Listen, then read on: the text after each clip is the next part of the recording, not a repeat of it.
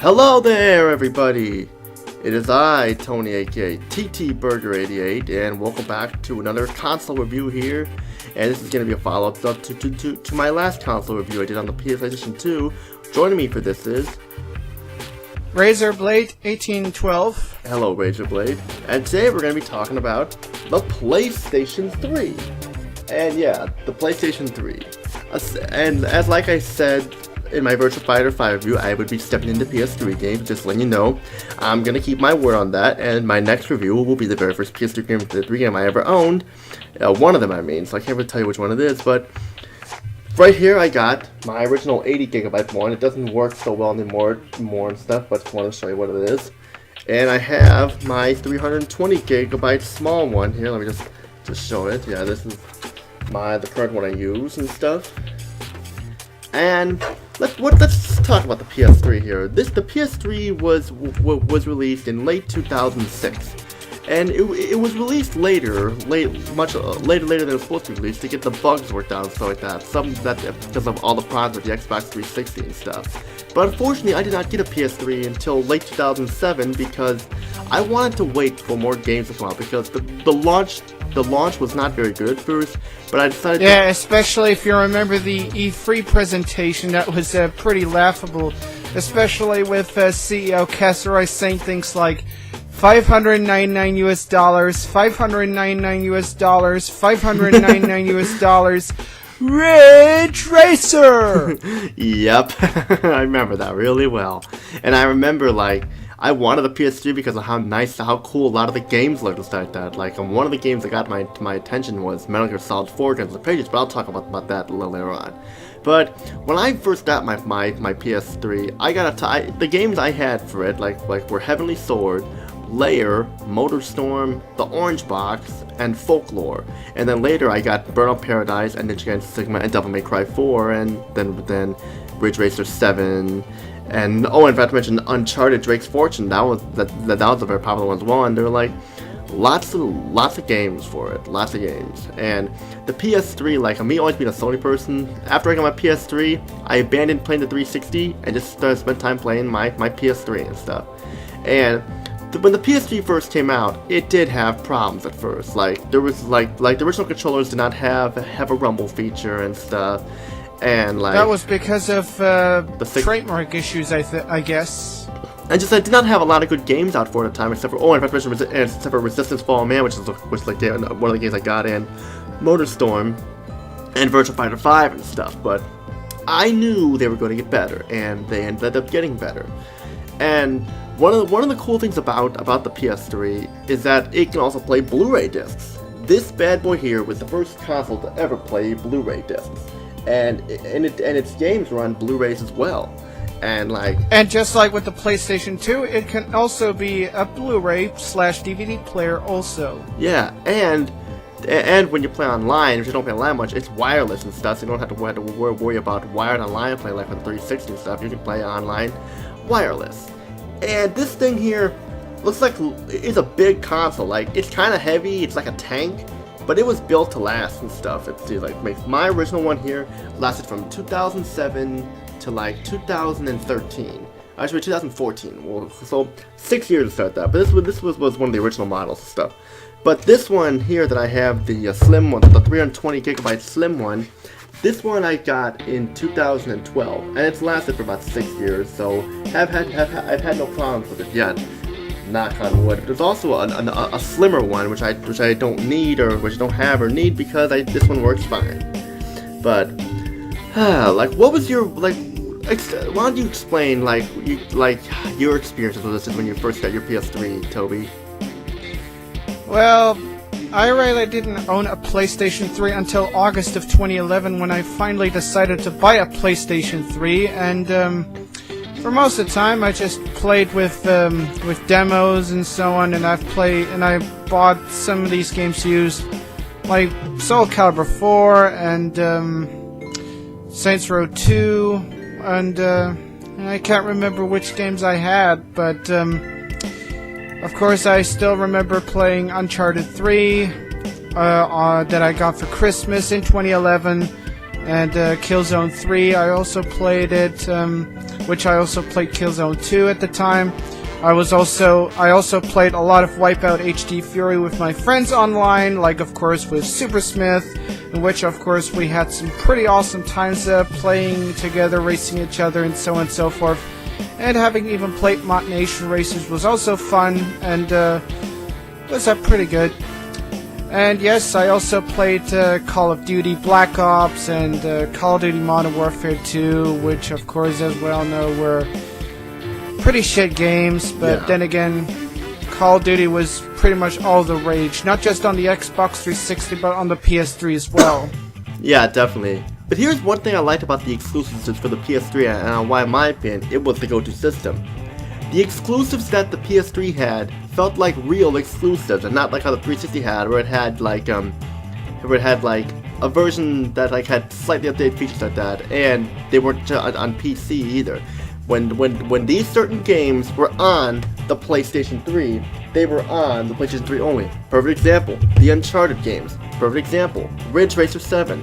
Another good example, Time Crisis 4, Folklore, Heavenly Sword, Lair, Resistance 1, 2, and 3, and let's see what else is like, and I mentioned, and Heavy Rain. Heavy Rain became a PS4 port, but still not counting the HD ports, and like the guy like God of War 3 and like Virtual and like a lot of games there, and that's why it kept becoming the must buy. Like the PS3, in my opinion, is famous for introducing me to my favorite modern JRPG series, the I know exactly what you're talking about. Yep, Hyperdimension Neptunia, and I thank the maker. At least a little secret before. Thank Lord, thank God, thank the maker, thank the Lord that I found out about that series when looking at JRPGs online and stuff, and found it, and it's been my go-to JRPG series ever since then. I also got introduced to the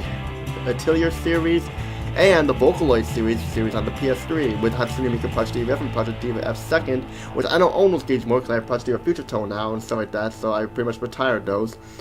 And just wow, it's a big wow indeed, because like you cannot find these JRPGs on any other consoles like this and stuff. And don't forget about Mugen Souls and Mugen Souls Z as well. And don't forget Demon Souls, yeah. Don't forget about Demon Souls, which in my opinion was like a third person version of Oblivion and stuff. And they had their own version of Oblivion as well, PS3. So yeah, that's nice for that. But I just like. It was sad that this console got a lot of hate because of its launch. People and like the critics like at GameSpot were bashing PS3 exclusives non-stop because of the launch, and were saying and it's like, to them, if a game was on the PS3, it was considered bad or shit. But if it was on the 360, it would have gotten praise. It would get praise upon praise upon praise. And that really made me mad, because like me being a fan and me being a Sony person, I gave it a try and stuff, and guess what? I enjoyed it. I mean, there are a lot of Game of the Years for me that were on the PS3, are on the PS3 to be exact, that ended up making them very enjoyable. And like of course like the PS3, as you can see here, this is my gold controller for the PS3 Lite. This controller is definitely fantastic to play fighting games on. It's pretty much the go-to system if you want to play fighting games on it as well. And a lot of my fighting games I get on the PS3 or PS4 or PS1, PS2, unless it's like Xbox skills like Dead or Alive, like the Dead or Alive Well, games. Since the controller itself is actually more of a carryover from the PlayStation 2 with some minor changes. For example, the L2 and R2 buttons are now analog, as opposed to being just, well, normal. Yeah, definitely. And now originally the PlayStation 3 controller was supposed to be like this bamboo-shaped controller, except that due to some heavy criticism, they actually decided to stick with the old controller design. I'm kind of glad they did, because I don't know how I don't know how they were going to expect people to hold that controller. But I forgot to mention one thing that PS3 games had and stuff like that: the 6-axis tilt function. Where I'm gonna demonstrate this controller here. What you do, if you want to turn left or right, you move the controller to the left like this to move left, or to the right if you want to move like this, or you push forward, pull it back, or do some over your head like that and stuff. It's pretty neat. a neat feature. I know Layer pretty much did this thing where the game got debunked badly because of this, but it was still definitely fun and go-to must-buy and stuff. And of course I have to mention there were also some multiplayer only games that were exclusive that I did enjoy at first, but I got sick of them really right away. There were Warhawk 2008 or 2007 and Mag. Nobody can play those games anymore because the servers are now offline, but like playing Warhawk and stuff at the time was a decent amount of fun, I guess you could say. Nowhere near as fun as like the original Warhawk on the PlayStation, but Mag was just like Mag wasn't very fun. But still, like, for those people who liked online multiplayer, yeah, that was for them. But like, so PS3 was the one that was also the system that got me into the Ninja Gaiden series because I got Ninja Gaiden Sigma, Ninja Gaiden Sigma 2, and Ninja Gaiden 3 Razor's Edge on the console. And I remember like people were telling me retire your Xbox version of Ninja Gaiden and get Ninja Gaiden Sigma, and I did, and I enjoyed it because like the original Xbox version was just way too hard. But they toned down the difficulty a little bit in this one, and it was much better, especially playing as Rachel the Fiend Hunter in that game, which is really cool. It's like she's as what Kevin Van Order GameSpot said. She's a buxom babe. She got that badass warhammer and stuff, and it's very cool, very cool. And like and of course it was also the game console that introduced these HD remakes and stuff, HD remastered games. I'm sure you know everyone knows what I'm talking. Yeah, which are basically just ports of older PlayStation 2 games onto the PlayStation 3, but with higher resolutions and so on. Such as, of course, Ico and Shadow of the Colossus, those two PlayStation 2 games I've played on the PlayStation 3. Yeah, but the first one I think that started it all was God of War, because I remember like getting those, thinking that they were going to be a big, huge leap. But they weren't really anything special though in the end though. So like I'm not saying it wasn't the worst thing ever, but still like it was kind of a waste of money when we already had them. But like we forgot to mention Infamous. Infamous was also I consider Cole McGrath one of Sony's mascots next to Nathan Drake and Ratchet and stuff. And I wish I was making that. But Infamous. Sony and Insomniac were able to get themselves a nice superhero character for their system, and it worked really well. And don't forget about PlayStation All Stars Battle Royale, their own version of Super Smash Brothers and stuff. Which I didn't really play that much of it, but still, it was some good ass cheesy, fun beat 'em up brawling and stuff like that, and I liked that. And of course they had the Ratchet & Clank Future series here, like Ratchet & Clank Future Tools Destruction, A Crack in Time, and Into the Nexus and stuff like that. But it did have some crappy multiplayer spin-off ones, but I don't really count those and stuff. But like they also were able also extended with the Yakuza games too, with Yakuza 3 and Yakuza 4 and stuff. And Yakuza 3 was apparently the only Yakuza game on the PlayStation 3 I've played, since I actually missed out on quite a lot of Yakuza games after I've played the original two Yakuza games on the PlayStation 2, until Yakuza 0 is what actually got me back on track with Yakuza now. Yeah, and you cannot forget Metal Gear Solid 4: Guns of the Patriots. That was one of the games that made you want to buy a PS3. Some people didn't want to buy a PS3, but I remember like when I first got my PS3, one of the first games I reserved was Metal Gear Solid 4: Guns of the Patriots, because I had gotten into the Metal Gear series and I wanted to see how it all ended and stuff, and it wrapped up perfectly. There was also a game by Free Radical who made the Time Sports games called Haze, which wasn't well. Haze. Yes. It made me feel invincible, but for every high, there's a low, and it's nectar. Yeah, good, yes. No, hey Shane Carpenter. No, it's nice to see you're still here and stuff. But like, I just remember also thinking that like, Haze was also debunked because of its bad graphics and stuff. But like, it wasn't. And the fact that Ubisoft was pushing this game way too hard in order to compete with Halo, but as we all knew, it didn't work and it failed. I don't know.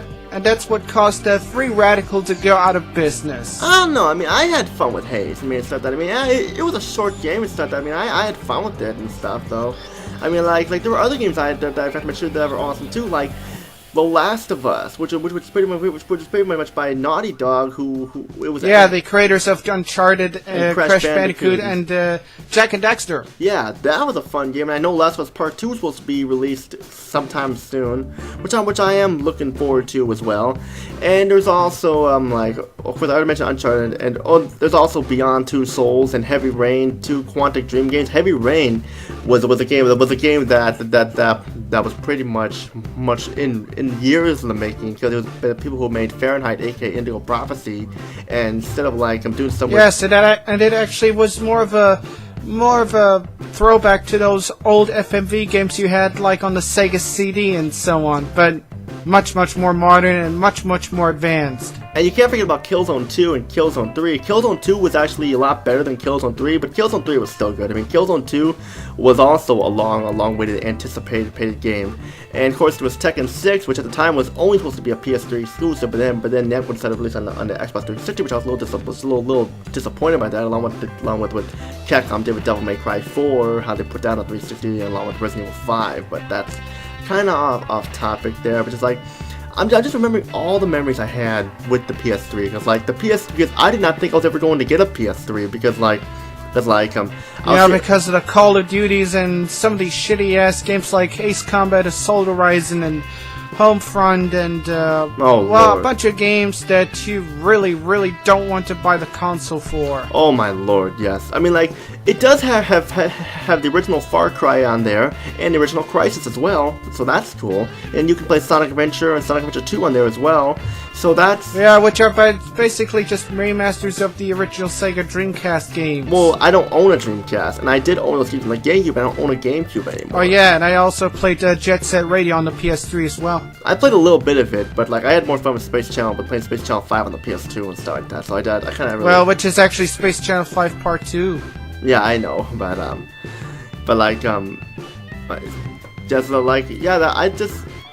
memories, all the memories, I swear, Toby, all the memories of all the games, but some games these days on the PS3 are long forgotten about because nobody cares about them anymore. Perfect example, Folklore, a fantastic game that involves kind of RPG elements a little bit with some action elements in it too, where you go to the netherworld and stuff, and you get to catch a bunch of these creatures called Folklore and stuff like that, and it's really dark, and it's you're trying to find out about these murders going on in this small village and small town, whatever, and it keeps you on your feet. And Heavenly Sword was basically a God of War a God of War clonable, and I put that loosely because it's not a rip-off or a clone and stuff. It's its own game, and with a female protagonist.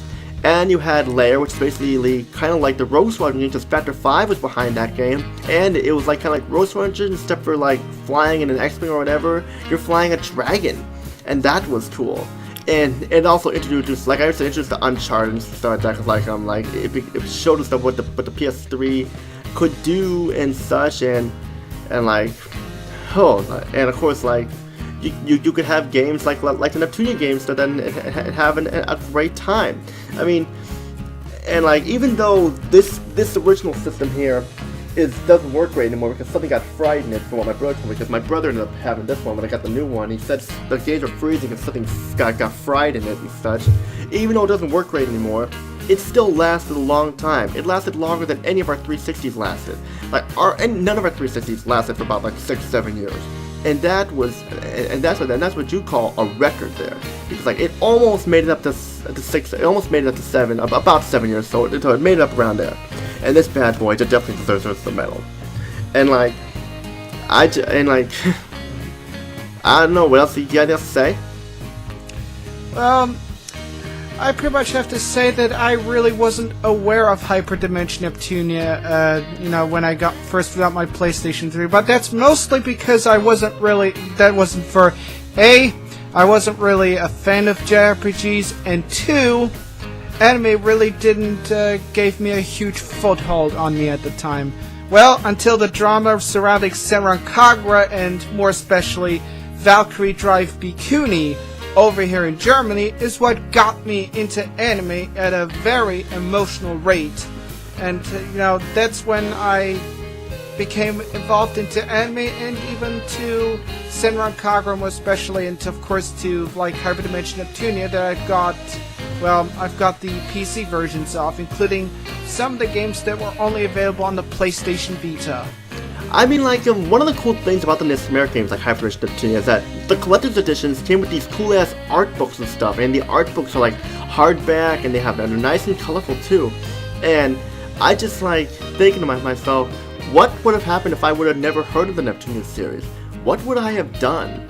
I probably would have just would have not known what it was, just picked up and randomly and stuff, but still.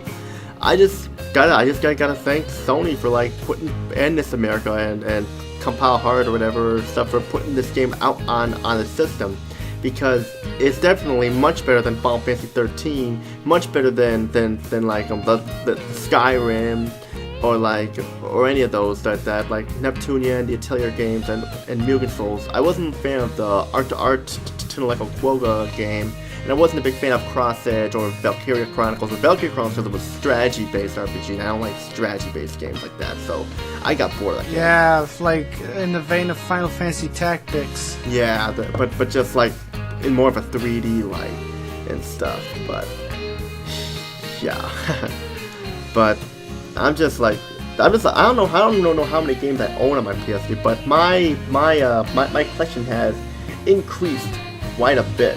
Like, I got a lot of first-person shooters in there. In fact, can't believe I'm even saying this. Me being not liking Call of Duty, I actually got Call of Duty 3 and Call of Duty Modern Warfare 1 and Call of Duty World at War on there, because those were the last good Call of Duty games, especially Call of Duty 3, which is I pretty much got Call of Duty 3 on my PS3, and I like it. And Medal of Honor Airborne as well. Yeah, I can't believe I forgot to mention those.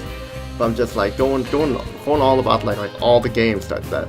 However, I did not like the PlayStation Move that much. I was not a fan of the PlayStation Move. I tried. Yeah, it was ripping off the Wii and Nunchuck, but then again, I only, for the fact that I actually had to get this PlayStation gun and of course the PlayStation Move and the other accessory just to try to play Killzone 3 on it, which of course when I did so, it just didn't do so well for me, and I pretty much abandoned it shortly after. Well, then again, I still went back to play Killzone 3 with a standard controller. I didn't even care for the Wii in the first place, so I thought my little mind, my fragile little mind, thought it was gonna be better than the Wii controls, but I was dead wrong. But I know better now to like check this stuff out before or do research on this stuff, and yeah, I may have goofed up there, but heck, I still had fun with my systems and stuff like that. I mean, I wanted to make this video mainly because I'm stepping into reviewing PS3 games and stuff, and I will eventually get the PS4 games. Just that, because I know a lot of my subscribers here I think grew up with the PS3 and stuff like that. Who probably grew up late with PS2 very lately, but then you have the PS3 later. So I kind of want to like review some of the games I grew up with on the PS3 and stuff, along with some others. And maybe I'll get to the Neptunia series someday, but I may review it with somebody helping me, because like I don't know if I'll be able to review the whole game by myself, because there's a lot to explain about, and I kind of want someone with me when I review the Neptunia series. But and I will look into we're also going to review some of the Neptunia games together that were only available on the PlayStation Vita, yet I also do have the PC versions of them.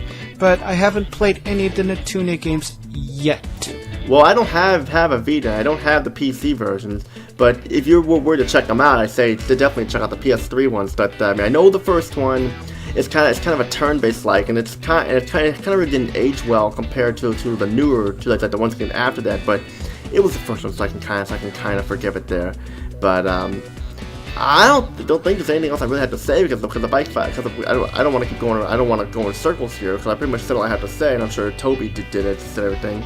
But what? Oh yes, you also remember these online passes that EA made some of these PlayStation 3 games when you're playing online Infamous for? Yeah, but I'm trying not to remember them because they were a waste. Because I don't really play many EA games anymore and stuff like that, so I don't really give a shit what EA does anymore, because EA is just gonna go downhill more and more and more, just like the economy collapsed and just like how the government got shut down. but that's off Oh, topic. yeah, of course, that was the 2008 financial recession that kind of was basically like Judgment Day. Yeah, definitely. But yeah, I just feel, but like trying to, I was going to mention something here, but I forgot what it was. Oh yeah, what would you rate the PlayStation 3, Toby? What would you rate the PlayStation 3? I'm going to be giving this an 8 out of 10. Can I ask? Has some great exclusive there, but then again, some crappy third-party games, like of course the EA games that came much later in its lifespan, and of course the Call of Duties and games that try to be like Call of Duties and so on and so forth, and yeah. For me, I like the system. Sure, it may have had some flaws and stuff like that, but it doesn't mean it was a bad system. I'm gonna give this a perfect 10 out of 10. It deserves a perfect 10 out of 10. I mean, like, sure, they may have some crappy exclusives like Twisted Metal 2012 and stuff like that, which was basically a reboot and a bad reboot at that. But it had a lot of fantastic exclusives, like I mentioned, like the ones I already mentioned and stuff. And you were able to play Blu-ray. It had a longer lifespan than the Xbox 360. Had more exclusive games. It was games on Blu-ray discs, so they can't get scratched easily. And this system here will not stretch up your discs like how the Xbox 360 would and stuff. And oh yeah, and there's another thing I need to mention. That this was one of the first two systems alongside the PSP to introduce the PlayStation Network, and also the PlayStation Store, where you can buy DLCs for certain games and also digital versions of the games themselves. yeah, and don't forget it also introduced PlayStation Home as well. Yeah, which I truly miss, unfortunately. Never really got into PlayStation Home, but when I played around with it was decent, like as you can say. Well, but it was of course fun, especially with my friend Carl, aka Supersmith, where we had some good times together. Yeah, definitely. And I don't know what else there is to say about this. You're like, I pretty much said all I had to say. It's a fantastic console, perfect 10 out of 10. And I know Toby gave it an 8 out of 10, but me, I'm just like that. But will we talk about the PS4? The answer is yes. We will talk about the PS4. Just with time constraints here and stuff that, like with the video being really long here, and my PS4 is all plugged in back there. I don't want to bother like getting all unplugged and stuff like that. We'll do it. We will talk about it, just like not right now, obviously. But it'll come, people. It'll come. I promise you that. And you got anything else to say? Well, nothing much else. Not enough to theater. This is Tony, aka TTBurger, and Toby. Peace now and have a great day.